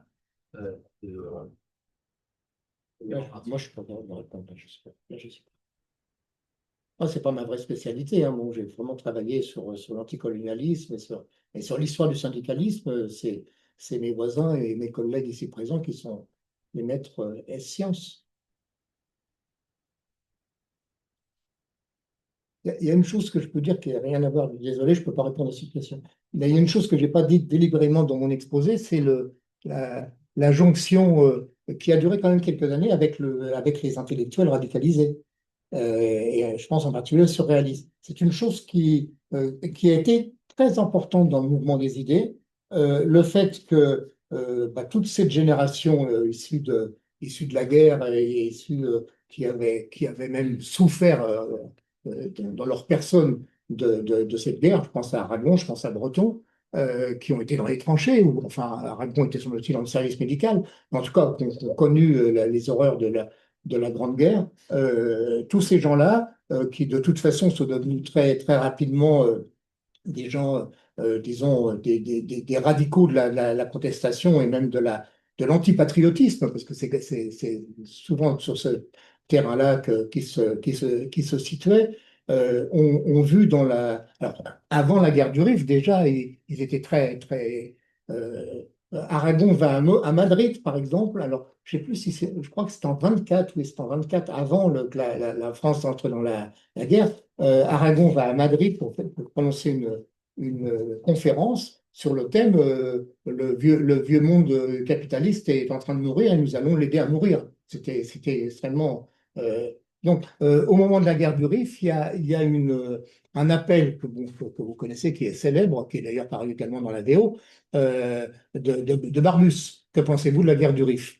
Et Barbus a énormément de réponses, y compris de gens qu'il déteste, hein. Littérairement, Barbus est très méprisé par tous ces jeunes chiens fous du surréalisme. Mais en tout cas, sur ce terrain-là, ils le rejoignent. Et donc, ils vont signer cet appel de dénonciation de la guerre du Rif, dans laquelle il y a à peu près tous les. Ça va de les surréalistes les plus connus, Philippe Soupeau, André Breton, bien sûr, Aragon, Éluard, Pierre Unique, y compris des gens qui sont dans la contestation, qui ne sont pas forcément surréalistes. Je pense à Éric Satie, des gens comme ça. Voilà, tous ces intellectuels vont être des alliés de fait. Certains d'entre eux, d'ailleurs, vont adhérer au PCF à ce moment-là. Le seul qui restera, c'est Aragon. Tous les autres vont partir très vite, y compris Éluard, qui réadhérera pendant la guerre mondiale. C'est un moment important parce que c'est un moment également d'union dans la même direction, dans la révolution surréaliste, qui est également d'ailleurs numérisée sur le site de la BNF, qu'on peut lire. Dans la révolution surréaliste, il y a derrière beaucoup de textes qui sont directement politiques, qui sont en général surtout sur les questions de la guerre et de la paix, et surtout sur la question de la colonisation. Et cette union va perdurer. Alors, il y aura des engueulades, il y aura des claquages de portes, mais quand même, grosso modo, ça va perdurer jusqu'à la contre-exposition 31. Éluard, oui, Breton vont claquer la porte, mais malgré tout, il va y avoir Aragon le premier, d'ailleurs, parmi les organisateurs de la contre-expo. Aragon va être organisateur de la contre-expo. Donc, c'est une période assez exceptionnelle. Surtout quand on sait que le mouvement ouvrier est marqué par un très profond ouvriérisme. Certains ont peut-être eu un bouquin que j'ai écrit sur Aragon et la question coloniale, où Aragon ses premières années, doit faire ses preuves. Il est véritablement mis à l'épreuve, voire même mis à l'index, au moment même d'ailleurs où il va à Moscou et il est un peu adoubé par les intellectuels soviétiques. Il est sommé de faire ses preuves, qu'il n'est pas un vrai intellectuel en quelque sorte, il n'est pas seulement un allié du mouvement ouvrier, mais qu'il adhère entièrement à l'ouvriérisme du parti à l'époque. Enfin, en tout cas, ce moment est un moment privilégié d'alliance, de fait, entre intellectuels et militants ouvriers.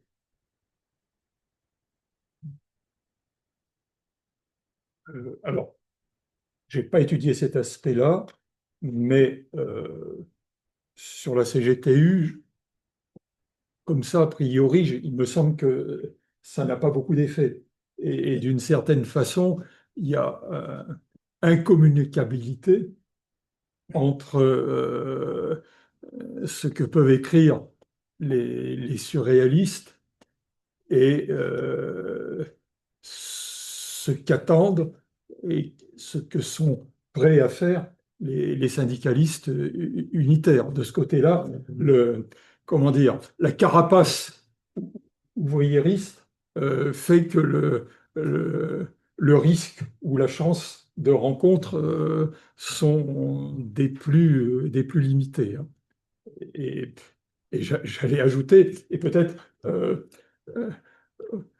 tant mieux pour la CGTU, parce que le discours des surréalistes sur la guerre du Rif et la fraternisation à côté, c'est gentillet, hein. Donc voilà, déjà c'était difficile pour la fraternisation, alors pour le reste, voilà. Ah oui, c'est extrêmement violent. Extrêmement violent. Roger Vaillant était très jeune à l'époque, écrit des choses également en disant nous sommes avec une expression du genre, nous sommes avec les nègres et les jaunes contre ce vieux monde blanc qui va s'écrouler, on va l'aider à s'écrouler, etc. C'est très fort. Oui, sauf erreur, je crois qu'il appelle même à ce que les noirs et les jaunes envahissent les blancs. Oui, oui, C'est le grand remplacement, hein, si vous voulez, glorifié. Oui. Ajouter aussi un élément de 1925, c'est l'exposition de l'art du mouvement des arts décoratifs. Oui. Donc c'est un mouvement très important de renouveau de forme. C'est aussi l'arrivée du jazz en France, fait par Revue Nègre. Et donc le mouvement noir émerge aussi à ce moment-là. Et donc c'est aussi un élément, je crois que c'est aussi un élément important à donner. Mais juste un petit mot sur la question des grèves, de la grève, qu'il n'y a pas eu il n'y a jamais eu de grève contre le colonialisme. Je mettrai quand même un petit bémol à ce que je viens de dire concernant la guerre d'Algérie, parce que les grandes grèves de la fin de la guerre d'Algérie, effectivement, ne mettent pas au premier plan la question de l'indépendance, mais au fond, l'évolution du Parti communiste à la fin de la guerre d'Algérie va quand même de plus en plus du mot d'ordre de paix en Algérie au mot d'ordre d'indépendance. Et là, je crois que l'appel à la grève, par exemple, du 12 février 62, est quand même, on peut quand même dire que c'est un appel anticolonialiste, étant entendu quand même que comment dire, que la question coloniale est liée, enfin, je crois pour ma génération, est liée à la question de la guerre et de la paix. Oui, ça c'est ça. Et pourquoi est-ce que les jeunes, comme moi, et le mouvement étudiant s'est engagé contre la guerre d'Algérie? Pas pour l'indépendance de l'Algérie. On n'avait jamais vu, on n'avait pas vu, moi je n'avais jamais vu d'Algériens dans ma jeunesse, sauf quelques personnes qui passaient comme ça dans la rue, mais à qui on ne connaît pas. Et on s'est engagé contre le massacre, à partir du moment où les jeunes ont été mobilisés, les 500 000 jeunes ont été mobilisés en Algérie. On n'avait pas envie d'aller se faire tuer en Algérie. Donc c'était un mouvement essentiellement pacifiste.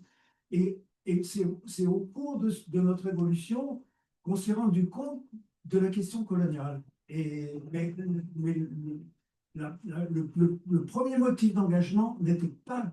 Oui, oui, donc on dit la même chose. C'était la question de la guerre. Alors, effectivement, peut-être en... Voilà, ça, avec cette précision, d'ailleurs, ce n'est pas le sujet d'aujourd'hui, mais c'est toujours intéressant de le signaler, la CGT a parlé de l'indépendance avant le PC. Bon, je parle de la guerre d'indépendance de l'Algérie. Peu de temps avant, mais je crois me souvenir, je n'ai pas révisé, mais je crois me souvenir qu'il y a un voyage au cours du premier trimestre 55 d'Alain Loléat en Algérie, dont il revient et puis il publie, je ne sais pas si c'est une plaquette ou on pourrait retrouver ça peut-être dans Le Peuple, mais je crois que ça avait été publié sous forme de plaquette où le mot « un des exigences de l'indépendance de l'Algérie » figure début 55 sous la plume d'Alain Loléat et elle apparaît, contrairement à ce qui est dit très souvent, elle apparaît dans l'Humanité à l'été 55, le mot d'ordre. Mais il est évidemment effacé par le mouvement Paix en Algérie, qui est considéré comme plus rassembleur. Mais le terme indépendance figure, et pas seulement à la fin de la guerre d'Algérie. Et alors, bon, mais là, vraiment, on a quitté Oui. le thème d'aujourd'hui, et donc, je vais allègrement continuer sur cette voie, juste pour une remarque. Enfin, les travaux montrent que pendant la guerre d'Algérie, les principales actions qui ont été menées contre la guerre l'ont été alors, par le mouvement de la paix, d'une part, et par le mouvement syndical. et par le neuf. Oui, le ben, mouvement syndical, on est bien d'accord. Hein, on est bien d'accord.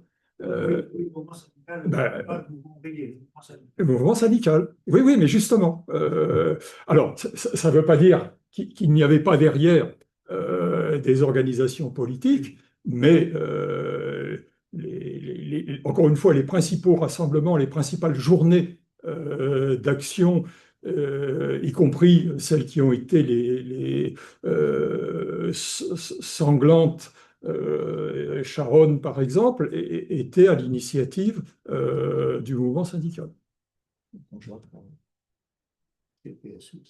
Oui, mais traduit.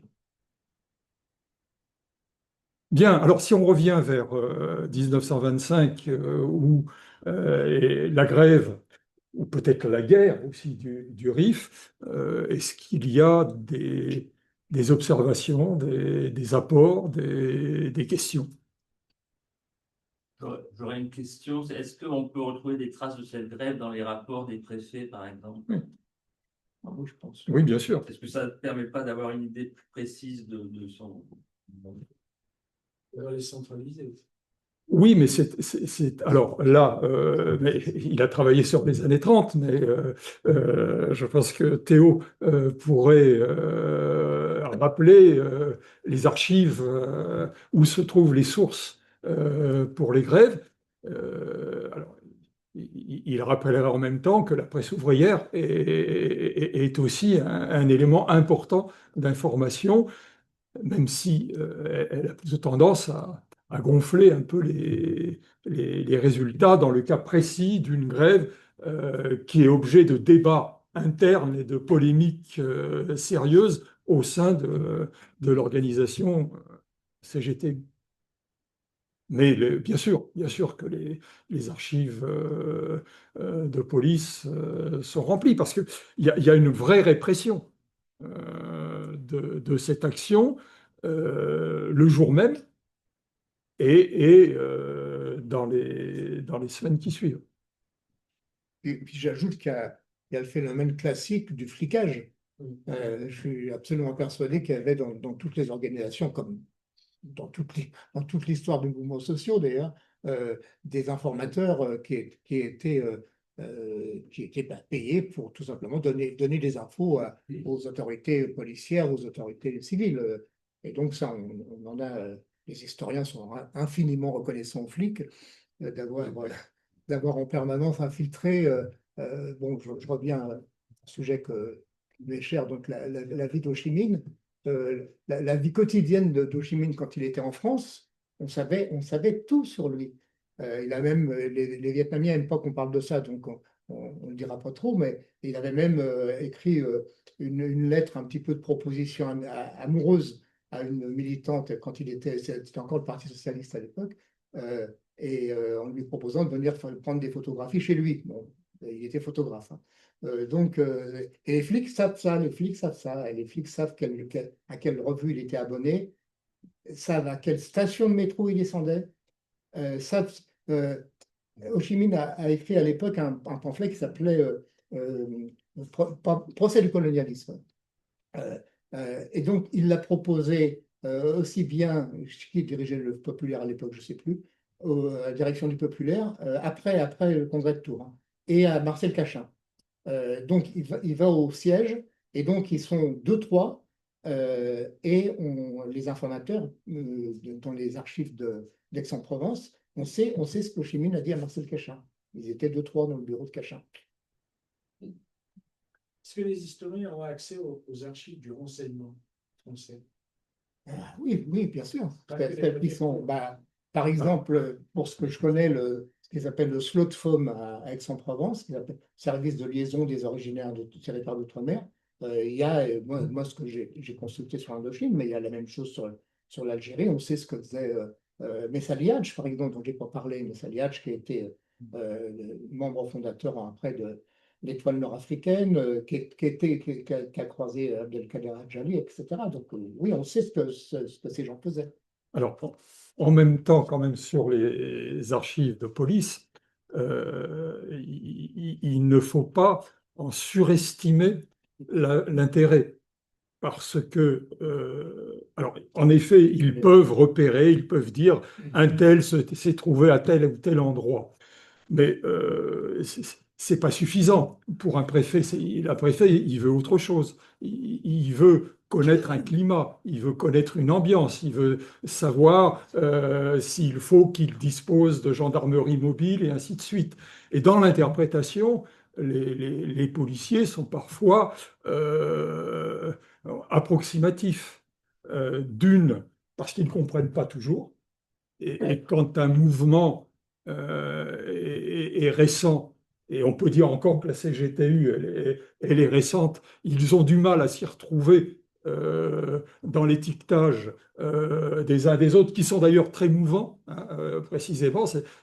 On est encore en 24-25, dans un moment où il y a des passages d'un courant à l'autre assez fréquents.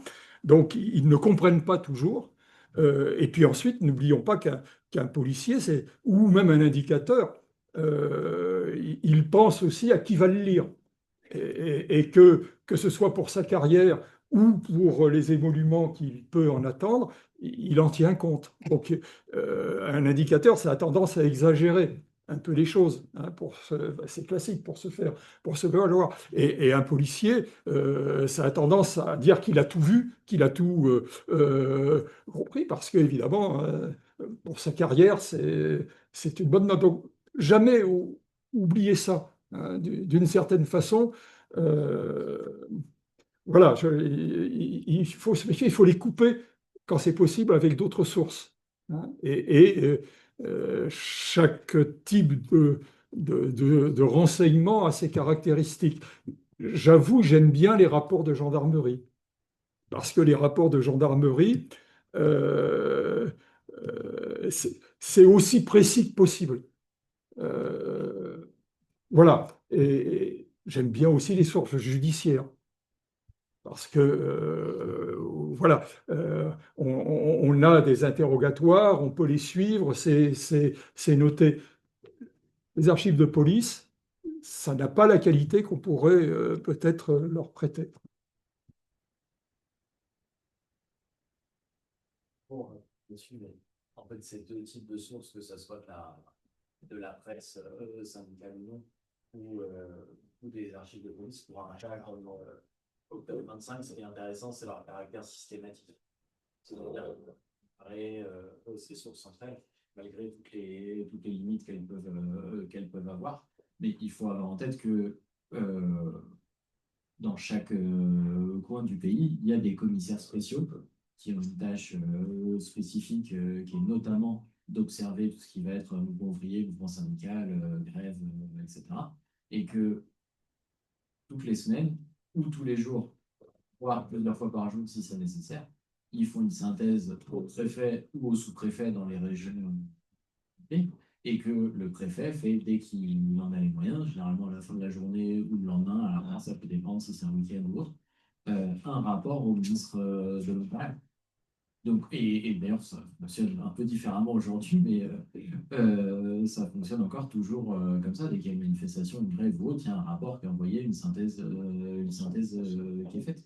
Donc, il y a. Et pour faire ça, il faut rendre ce qui a l'air d'être très exotique, parce qu'une opposition à une guerre, une grève ou autre, c'est pas forcément facile à analyser, surtout quand c'est pas le milieu social, en lui donnant des caractéristiques qui vont permettre de transcrire ces éléments-là.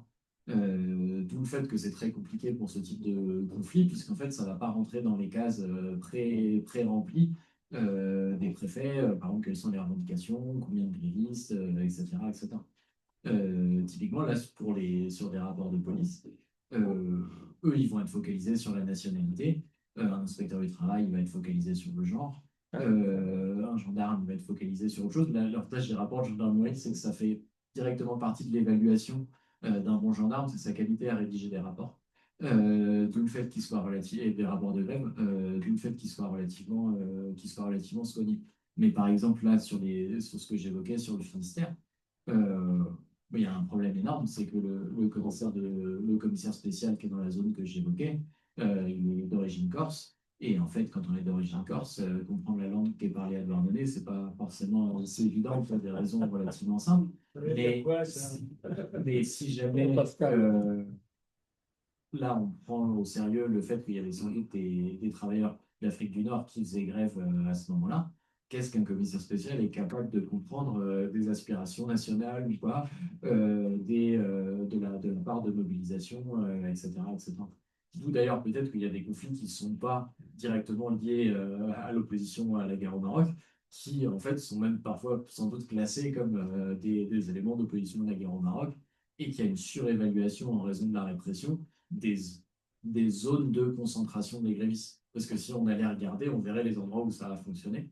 Mais en fait, on aurait très peu d'éléments sur le sentiment global par rapport à la grève. Évidemment, il y a les visites à l'expédition coloniale, etc., qui donnent des éléments importants. Mais par contre, dans les mondes ouvriers, qu'est-ce qu'on y pensait? Puisqu'en fait, c'est un moment où c'est difficile de sortir, c'est compliqué de coller une affiche, etc. Donc, c'est cette vision de la répression, elle ne nous renseigne pas nécessairement sur des opinions générales. Il y a Morgan aussi. Morgan? Oui, oui, c'était pour. Du coup, je reviens un peu en arrière sur la question des sources. Je suis assez d'accord avec Michel. Déjà, la première chose, c'est de tenter de trouver, de pouvoir les croiser absolument dans la mesure du possible.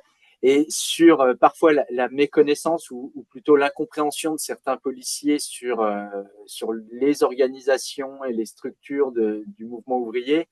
On a tous eu on a tous croisé des sources où moi je me rappelle en particulier d'une affiche de la MOI où le rapport de police expliquait que c'était une affiche du Mouvement ouvrier international alors que c'était pour la main-d'œuvre immigrée.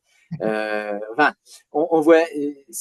Donc, c'était juste pour appuyer ce que disait Michel sur la nécessité, dans la mesure du possible, de croiser absolument les sources, qu'elles soient d'origine policière, de justice, et encore mieux quand on peut avoir évidemment les archives des organisations pour tenter de croiser tout ça et de s'approcher autant que faire se peut de la vérité historique. Voilà, c'était juste.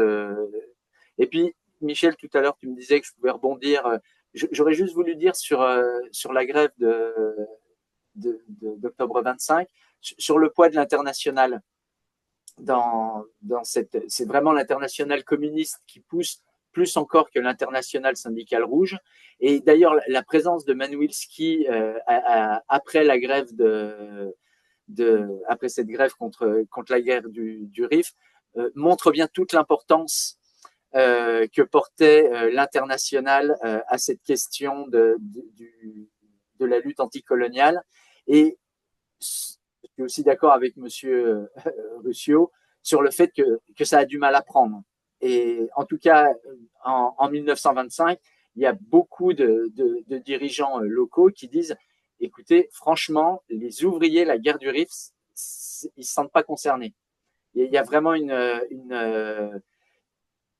non pas un désintérêt, mais en tout cas, c'est vraiment pas une priorité pour la base militante, en tout cas en 1925. C'est clair.